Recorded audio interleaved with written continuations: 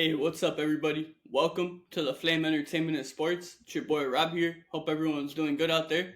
Hope you guys enjoyed our last episode last week with Dylan Novak, better known as Celebrity Evangelist on Instagram. If you haven't checked it out already, make sure to go check it out. I highly recommend it. It was a great interview, and thanks again to Dylan for taking the time to join us on the show. And yeah, that's available to watch on YouTube, and it's also available on Apple Podcasts, Spotify, or wherever you get your podcasts. And it was a fun time to interview Dylan. With that said, on this episode, we're gonna be changing some things up. As always, we're gonna cover entertainment and sports, but we're actually gonna debut a new segment on the podcast called the Flame Round. And yeah, that's gonna basically be a segment where I'm gonna cover 5 different topics. 2 of them will be in the entertainment world, and 2 will be in the sports. And then every week, the fifth topic will be a wild card. It'll either be an extra entertainment topic, or a sports topic. This week it's going to be an extra entertainment topic. We'll get into that in a few minutes from here. But yeah, before we get into that, as always, make sure to follow us on Instagram and TikTok at the flame_es. Make sure to subscribe to us on YouTube, Apple Podcasts, Spotify. Share with anyone you know that you think would be interested in hearing about entertainment or sports. If you guys want us to cover anything specifically on here within the entertainment or sports world, make sure to let me know on Instagram or TikTok at the flame_es. Just shoot us a message, leave a comment on one of our posts, and we'll be happy to talk about whatever you guys want to hear about. So yeah, with all that said, now let's get into the debut of the Flame Round here on the Flame Entertainment and Sports. All right, guys, so the timer is set. We're going to be starting off talking about Saturday Night Live's past episode with Mikey, Madison, and Morgan Wallen starting now. So yeah, Mikey Madison was the host of the most recent SNL episode. I thought she did an amazing job, being a first-time host. I know many people have kind of, complained that she wasn't given enough material, and it kind of seemed like she was just part of the ensemble cast, because many of the sketches that night were, contained the majority of the cast members. So I understand that. But I am hopeful that Mikey will get another, shot at hosting this. I would guess season 51 she'll be back on SNL, and I think she's gonna do an incredible job. And I think SNL, they're gonna take this constructive criticism and really try to help Mikey stand out the next time she's on the show. The musical guest was Morgan Wallen, and as for that, the main headline out of this episode really had nothing to do with the sketches themselves or anything within the episode, but every Saturday Night Live episode closes, and you see the celebrity hosts saying their thank yous, and the musical guest is there, and the whole cast is there. When they this first appeared on this episode, you saw Mikey, you saw Morgan Wallen next to each other, and then for some reason the rest of the cast was super far behind them. It looked kind of like a COVID, like 6 feet apart type of thing.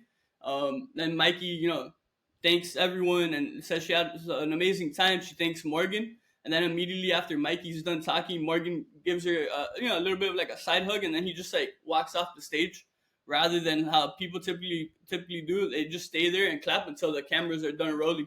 And yeah, you saw some of the cast members were in shock, and it has come out that Morgan did do this in the rehearsal, prior to them going live on air, but they didn't expect him to do it during the live show. So yeah, that was the most controversial part of this whole episode.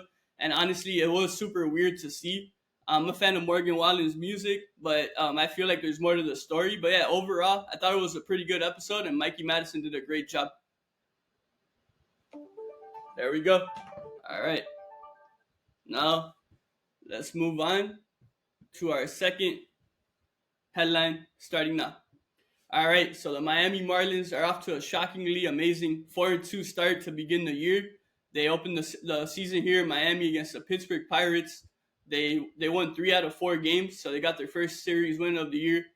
And now they're playing the New York Mets. They're currently tied with them 1-1, and they're currently, as I record this, it's 4:20 p.m. Eastern time. They're currently playing their third game in the series against the Mets here in Miami.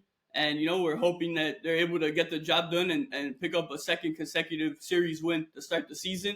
And after this, they head to Atlanta for their first road series of the year. But yeah, to give my quick thoughts on the opening series against the Pirates, I was super impressed.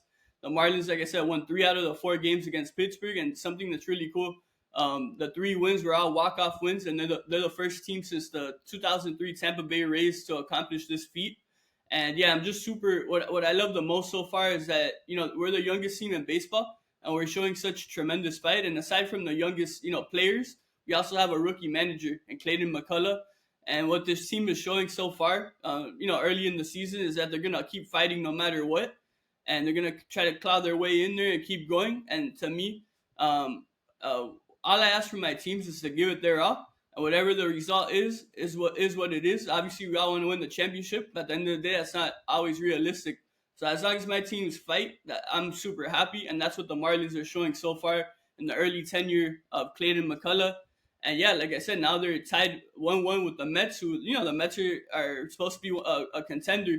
They're on that like contenderish type of radar. They're definitely predicted by a lot of people to be a playoff team, and so far we've held our own with them. We're tied 1-1, and as I said, as I currently record this, we're going for the series win here. So hopefully they're able to get the job done. And yeah, a couple shout outs really quick. So Griffin Conine, son of Jeff Conine, hit a game tying home run the day his father got inducted to the Marlins Hall of Fame. There we go. Second one is done with. But now we're gonna move on to our third topic as we talk about Superman and Spider-Man. All right, guys. So on Tuesday in Las Vegas at the Caesar's Palace, super famous hotel over there, super famous resort. There was CinemaCon, and a lot of studios had different panels where they, presented different movies and different movie projects and stuff like that.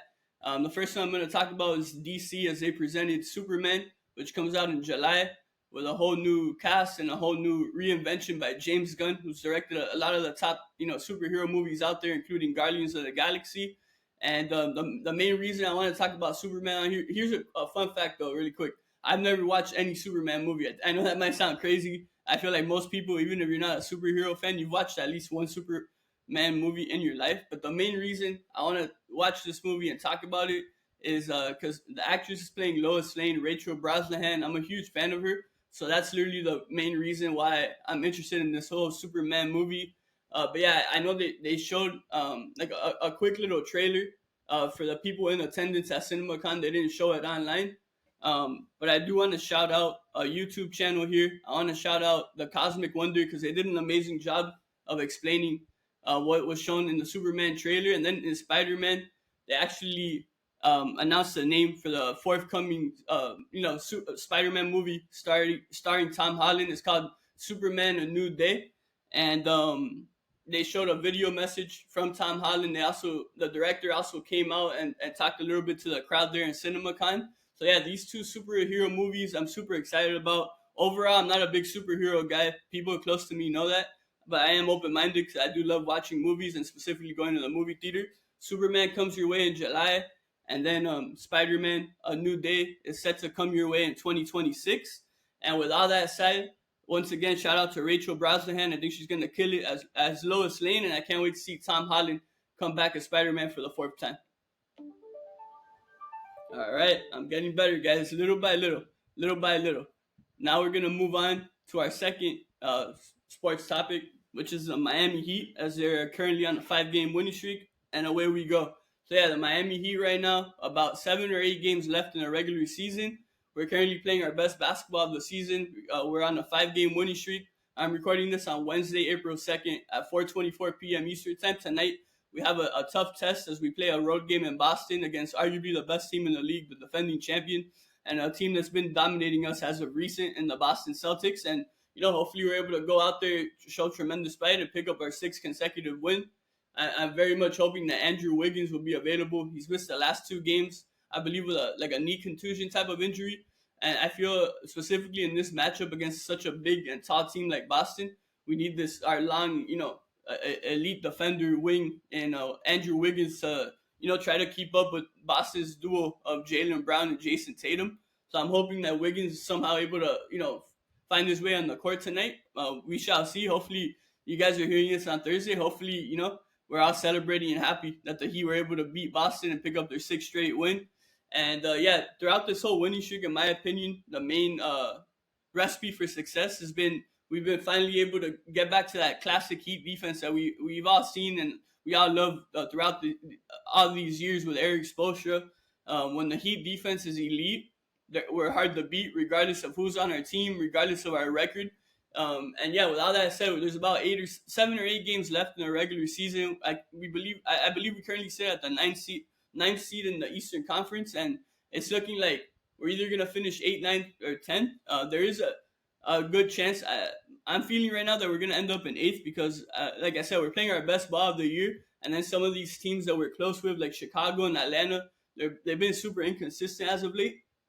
So my feeling is that we'll most likely end up in 8th. I think Orlando will end up in 7th, and I would love to head to Orlando to see the Heat take on the Magic for a chance at the playoffs. All right, now guys, we'll move on to our final topic of this debut of the Flame Round. We're gonna go back into the sports world, and we're gonna talk about Aaron Rodgers, and we're also gonna talk about my thoughts on some new NFL rules starting now. So Aaron Rodgers, let's begin with him. He is still a free agent. He did meet with the Pittsburgh Steelers recently. He had a long meeting there. I believe it was 6 hours. He met with their general manager. He also met with Mike Tomlin. He was there in the Pittsburgh Steelers facility. Ultimately, he hasn't signed anywhere. I still believe he wants to land on the Minnesota Vikings. That's my take on this whole thing. The Vikings, last week there was reports that it sounded like they were closing, the door and not really going to welcome in Rodgers, and they're going to just focus on J.J. McCarthy. Now, a couple of days ago, at the owners' meetings in West Palm Beach here in West Palm Beach, Florida, or I don't know if that wasn't at the owners' meeting. I believe that was in Minnesota maybe, but the Vikings GM was asked about Rodgers, and it kind of sounded like the door will continue to be open for Rodgers, and ultimately, my prediction is that he's going to end up in Minnesota. I really want to see him in Pittsburgh because I'm a huge Mike Tomlin guy. I'm a huge Aaron Rodgers guy. I know all they want to do is win. But my feeling is that he has to end up in Minnesota because if he really wanted to be a Steeler, I feel like he would have signed there like a long time ago. Now to switch into the NFL rules. So a couple new rules just got approved for next season at the NFL owners meetings here in West Palm Beach, Florida. One of them I don't like at all. Now on touchbacks, on kickoffs, the offense will get the ball at the 35-yard line. For years it was a 20, then they changed it to a 25, then they changed it to the 30 a couple years ago, and now it's going to be at the 35. I don't like this rule at all. I think it's obviously helping offense, and it's the NFL wanting more scoring, I'm guessing. And then it's obviously not helping defenses at all, so I don't understand that rule at all. One of the rules I do like is that now in overtime, both teams will have a chance to possess the ball. And another one I like on first downs, when reviewing first downs, it's going to be through basically through AI. It's going to be through a computer, and then the referees will be used as backups. So yeah, guys, that's the final topic of the Flame Round debut here on the Flame Entertainment and Sports. I hope you guys enjoyed the debut of our new segment. It's not guaranteed that we're going to keep doing this on a consistent basis. I just wanted to, it's an idea I thought of, and I wanted to try it out today on the show and kind of test it out. I'd really appreciate if you guys could let me know, whether it be through Instagram or TikTok, if you enjoyed this segment. If you think there should be any improvements, if there's any topics you want to hear on the Flame Round in next week's episode, send them my way, and I'd love to cover. And I'll be sure to shout your names out on here on the podcast as well. But yeah, guys, hope you guys enjoyed the debut of the Flame Round. All right, guys. So for this episode, as I said, we just debuted the Flame Round. I really hope you guys enjoyed it. And once again, if you could really give me your feedback and thoughts on it, I'd really appreciate it because I want to make it as enjoyable as possible for all of you amazing listeners and viewers out there.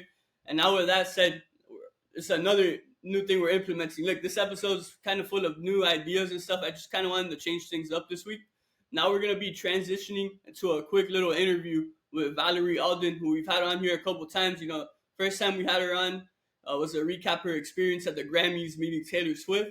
And we also had her on a couple weeks ago to give a preview of the iHeartRadio Awards. And now we're going to bring her on to talk about, her experience at the Kelsea Ballerini concert in Sacramento a couple weeks ago. And we might get into some other, entertainment topics for you all. But yeah, so it's a new thing, new things on this episode this week. I hope you guys enjoy them. It was the intro, the Flame Round. And now I wanted to do a quick little intro/transition into Valerie Alden as we welcome her on for the third time here on the Flame Entertainment and Sports. Hope you guys enjoy. All right, guys, let's welcome back Valerie Alden for the third time on the podcast. Make sure to check her out on Instagram at Valerie Alden _. Valerie, welcome back. Thank you. No, yeah, we're excited to have you back. But yeah, guys, we're gonna be, Valerie's gonna be talking to us about her experience recently seeing Kelsea Ballerini in concert. So yeah, Valerie, what would you say are a couple, highlights of that night? Getting to see Kelsea in person. It was definitely a highlight, particularly coming back from my 25th birthday in Los Angeles. It was really nice to um, fly in back to where I was and seeing her on March 18th. And when I first got on to the property, which was the arena, I felt really like a safe presence, and everyone was really kind to one another, friendly. Everyone just getting cute photos with the big banner in the back. And once I walked in the arena, my mouth dropped because it's just an amazing environment. And it was kind of a funny story, though. When I was going down to the floor, because I had floor seats, we got to go down through an elevator and stuff, and we went through this like little hallway, and it started to bring back positive and fun memories from when I volunteered to support and feed at that same arena around that same time, like 3 years ago. So, and but no, it was just an amazing concert, and the openers were amazing, and I kind of got teary-eyed. I really started to get a bit of tears in my eyes when I saw Kelsea on the stage, and the way her opening act is amazing. So Nah, it's amazing to hear. No, yeah, obviously we're late on here, but yeah, we're glad you had a good birthday, and it's awesome to hear that you had such a good night watching Kelsey. And nah, um, yeah, that's what I love to hear. When people have these experiences, that the most important part is that you enjoy yourself and that you're happy and living in the moment. So I'm glad you had a great experience. But what are some of the songs that she performed that that stood out, or that you were excited to hear her sing in person? for this, her song first, Rodeo meant a lot to me, and it means a lot to a lot of the fans. It really hit home, particularly the night of the 18th, because I knew it was just a big deal of me turning 25, and to show where my life began, in an orphanage for the first 2 years of my life, all the way in Ukraine, and then just being able to come here at age 2 on Thanksgiving Day, and just being very grateful. And I was very much living in the moment, hearing that song. And I also, of course, took some photographs, but I really enjoyed majority of the show, and that song meant a lot to me. And it's like first rodeo, like I bit resonated because it's like my first. I feel like it's being at age 25. I'm having a opening door, like first rodeo, like I'm on to my next chapter in my life. And just throughout the night, it was just a beautiful concert. And and Kelsey, if you're hearing this, girl, you got me good on that one part when she literally said, "Good night, everybody. Thank you for coming." And the confetti was coming down, and then I foolishly thought it was over, and I'm like, "What?" And then all of a sudden, she just appears out of nowhere and does like an acoustic set.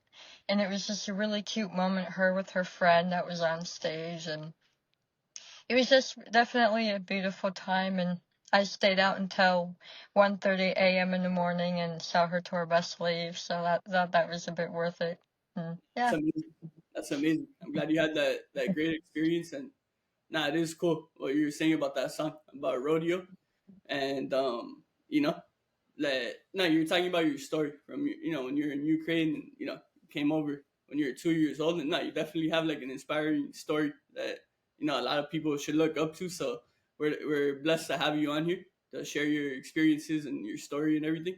But yeah, is there anything else that you would want to mention about the concert? I love also, sorry, that final part where she came back up, because I've only seen that happen maybe once or twice, in concerts I've been to, and it's always such a cool feeling when the artists come back and they perform like a couple more songs. So yeah, I don't know if there's Yeah. anything else from that concert that you would want to like talk about.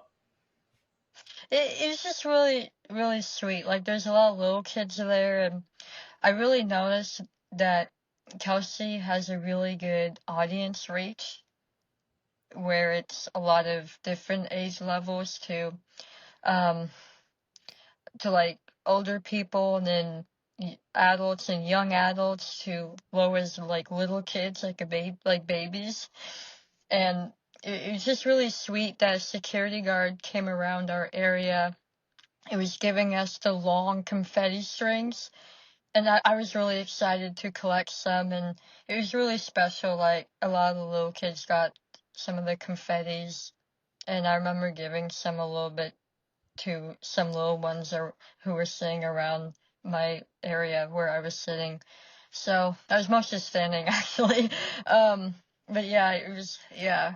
I'm really proud of Kelsea and a lot of stuff she has had to overcome, and I don't want to um mention a lot here on publicly, but I know she's very empowering, inspiring, and she's been through a lot herself, and a lot of people can relate to her and her music, and I'm very proud of her, what she's overcome, and just seeing her on stage blossoming the way she is, it's such a beautiful moment. It really is. Nah, it really is. Yeah, she's a great artist to follow, and it's so cool that she's about to finish such a big like and significant tour in like in her career. And nah, super cool. You said that you gave some confetti to some of the kids who were at the concert, and Hmm. nah, I think that's super cool because that creates lifelong memories. When those kids are maybe 10 years from now, 20 years from now, they're gonna remember. For sure. You giving them that confetti at the Kelsea Ballerini concert, and I just think it's super cool. I kind of do the same thing. Like, let's say I go to a football game, whatever, basketball game, baseball game. I literally love like watching the kids, trying to interact with the players, trying to get a Yeah. baseball or trying to get a picture of the player. Because I remember myself as a kid, wanting all of that. So I think that's super Same. cool. Same here. I have funny memories. No, I love all that stuff. But yeah, if you wanna move on now, we could talk a little bit. We did an iHeart Awards preview here a couple weeks ago, and obviously Billie Eilish, she started off the night with Finneas. She won a huge award as well, and obviously I know you're a big fan of the whole family. So yeah, what was that like? Seeing them open the show and then seeing them receive such a big award that night.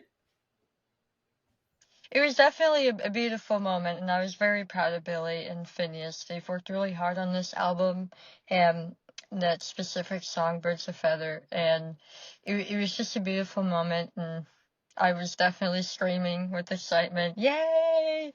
And I was also very proud of all the other artists, and like I said earlier in my other episodes, it's a big honor to be nominated, and it's a huge honor, and it's just a really nice um, award ceremony, and just seeing all the stars, and Lady Gaga was there, and Kelsea Ballerini was there, Billie Eilish, and there's what I found very nice and neat to see was that there's a lot of actors and actresses there, like the guy named Ethan from the show Shameless. He plays Carl Gallagher in Shameless, and I thought that was a really neat moment when I got to meet him, and I thought, wow, no way. So, That is really cool. That is really cool. And yeah, no, for me, one of the standouts too that night was Gracie Abrams. I thought, her yeah, performance was just like amazing. It was her first like performance at an award show, like live on TV. So I was super happy yeah, to see her, get her moment. And to me, she like exceeded, like she went above and beyond. I thought her performance was incredible, and it's just so cool as time goes on. You just see more and more people starting to, find her and find her music, and yeah. it's just amazing to see because she seems like a great person. Well, and I thought it was really sweet when Billy and Gracie had interacted with each other. I thought that was a sweet moment. They got a cute picture together. It was just really sweet, and I thought it was really cute too that Gracie Abrams kind of what the word I'm looking for, kind of promoted Claudia Salusi's Cycler, like little bottle. I thought that was really cute too, and it's just a really positive and neat environment within the artists and the other stars. For sure. Nah, I'm glad you brought up Billy too with Gracie. I thought that was super cool. Yeah, Billy presented Gracie with I think a Breakthrough Artist Award, and I had no idea that they had been friends for since they were like 15 years old and stuff. I had no clue honestly, so I found that all like so like heartwarming and cool that they've kind of come up together, within the entertainment space. And obviously Billy, she's been up there now for a while, but now yeah, Gracie is really getting to that level little by little. So I just thought it was so cool to see like two, basically childhood friends share such yeah. a big in each other's career together. Like, Well, and Finneas is just an amazing artist himself, and like I mentioned earlier, that my mom and I had gone to see him like a few weeks ago. Like I'm, it's really neat what Finneas is accomplishing and doing. Like it seems like, I'm not sure, I could be wrong, but it seems like he might be forming his own band with like Ash Music and what's his name, Ricky Martinelli. So I'm kind of like this in a way too, that maybe Finneas and Gracie Abrams collaborate, or like Finneas and Kelsea Ballerini, and like, so I can see that happening possibly in the future. that'd be so cool. I feel like honestly, I could already see like Phineas and Gracie collab. It would be Yeah, like a mega hit. Like it'll be like on top of all the charts, Billboard charts, whatever, Apple, whatever, other music charts. I feel like they'll create like a big like hit song together. So I would love to see yeah, that. Nah, me too. but yeah, Valerie, thanks again though for coming on. It was cool to hear about your amazing experience. Seeing Kelsea Ballerini and celebrating your 25th birthday, and of course, no, yeah, when Billy, we were messaging back and forth when Billy, started the night at the iHeart Awards, and when she won her award, and I know you're super excited. So, I'm glad we were able to have you on. That was your third time now, and I can't wait to have you on again. Soon. Thank you so much. No, for sure. So yeah, everyone, make sure to go check out Valerie on Instagram, Valerie Alden underscore, and yeah, guys, I hope you guys enjoyed our third conversation with Valerie Alden. All right, guys, I hope you guys enjoyed our conversation here with Valerie Alden. It was her third time on the podcast, and it won't be her last. We love having her on here as a return guest, and we appreciate all the time she's given us.